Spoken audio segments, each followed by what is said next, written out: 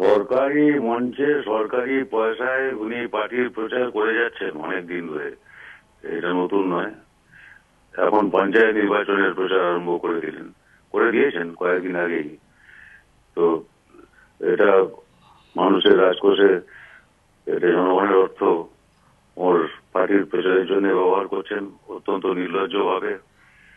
এখন নির্বাচন ঘোষণা হয়নি, তাহলে আমরা নির্বাচন কমিশনের কাছে বলতাম, তাহলে আমরা নিশ্চয়ই বলবো, এখনো নির্বাচন কমিশনকে বলবো এসব করবার তার অধিকার আছে কিনা।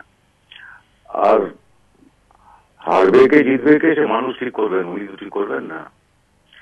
সেটা বড় ব্যাপার না, হারা যেটা বড় ব্যাপার না। কিন্তু উনি আরো কিছু কথা বলেছেন যেগুলো খুব আপত্তিজনক।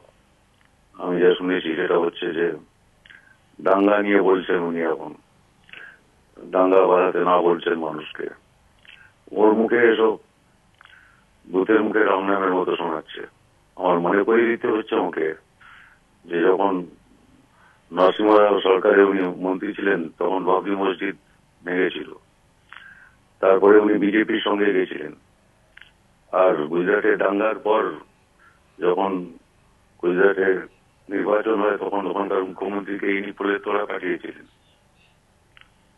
প্রাক্তন প্রধানমন্ত্রী শ্রী বাজপেয়ীকে বাড়িতে রেখে মালপোয়া খাইয়েছিলেন। তারপরে আবার ভেঙে কংগ্রেসের সঙ্গে, তারপরে আবার বিজেপির সঙ্গে উনি ছিলেন। ওর মুখে এসব কথা শোভা পায় না। আর আমাদের এই সাম্প্রতিক অভিজ্ঞতা আছে, তেহট্টের মানুষ সবাই জানেন যে ওখানে কারা দাঙ্গা বাড়াবার উপক্রম করেছিল।